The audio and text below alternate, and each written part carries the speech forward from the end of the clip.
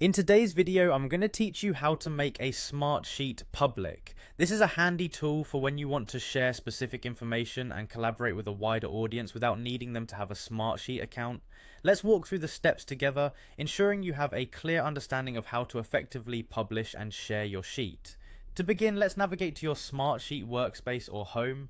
This is the area where you can access all your projects and sheets. Once you're there, locate and open the particular sheet you want to make public.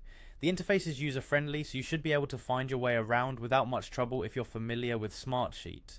Next, you'll want to look for the Publish icon, which is usually located in the right panel of your screen.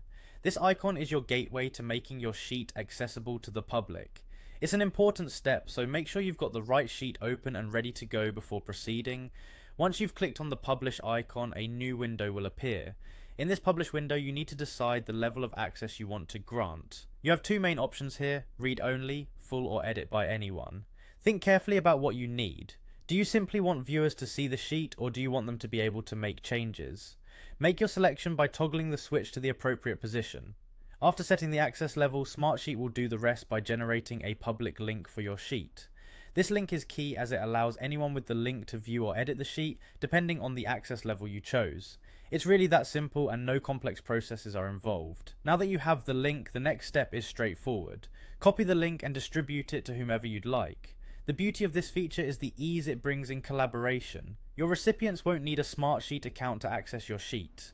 This can save a lot of hassle and makes it easy for colleagues, stakeholders, and other collaborators to work with your data.